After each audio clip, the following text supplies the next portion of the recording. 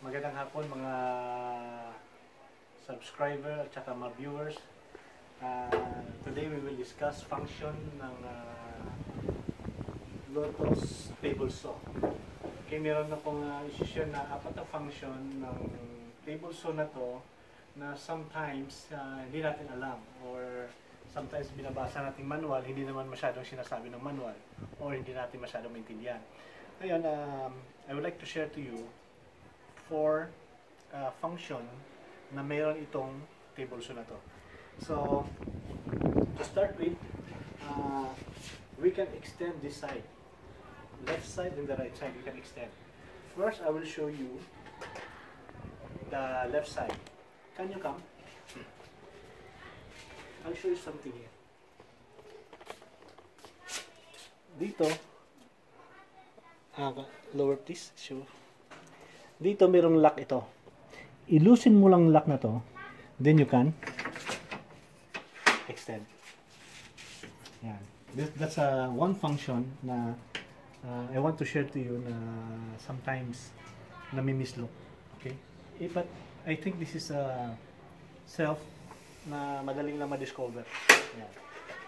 Yan. The second is ito ay pwede rin ma-extend. Meron ditong knob na ilusin lang natin to. At ito ay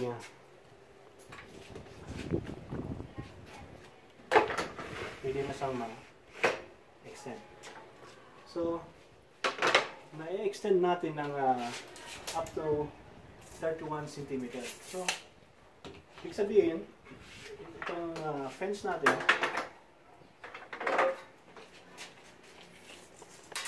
pwede natin mag-slice ng half ng isang plywood.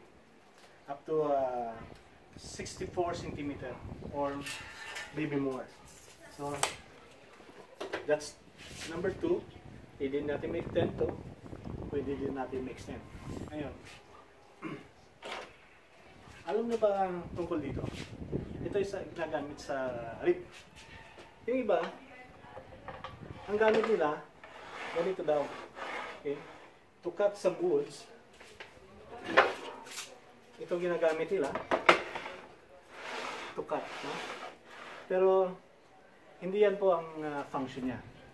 Ang function niya ay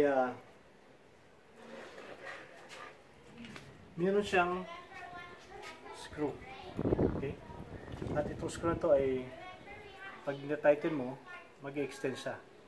Ito ay para sa slot na to. Look.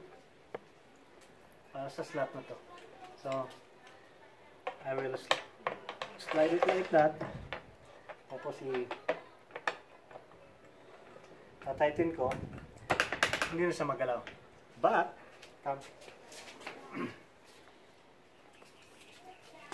meron siya dito. I-pull mo lang to and twist. Did you see it? Release. Now, namumove to. You see? So, you can rip na to. So, ibig sabihin, it will stop if you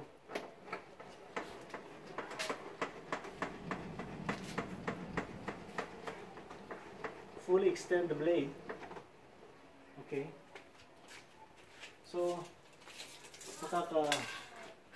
ano ka ng plywood bang around 14 inches. Ibig sabihin, if your plywood is 14 inches, you can cut it. You can cut it like this. Okay? 14 inches. You can cut. Okay? Ganyan po. So that's 3. The next is, at ito na-extension lang hanggang dyan. So you can cut. Meron siyang lubricant na para smooth ang ano niya. Smooth ang galaw niya. Okay, but kailangan na natin ng, kasi itong level na to at level na to mas mataas compared dito. So sometimes pag nag-slide ka, gumagano'n. So, you need to place something here na manipis para maging mas mataas dito. Para, ayan, okay? So that when you slide, it will not turn like that or like that. Okay? Okay. So that's 3. Yung pang-apat, ito. Minsan we have this part pero di natin alam saan gagamitin. Ito ay nilagay dito. You see this rail? May butas. So, meron itong dalawang rod.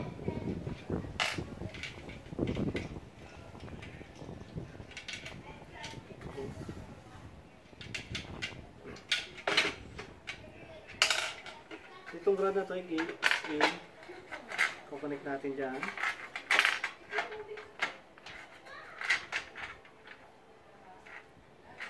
Yeah, we can remove like that.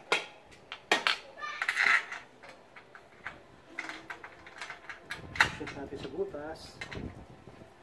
Can you come closer? Ayan.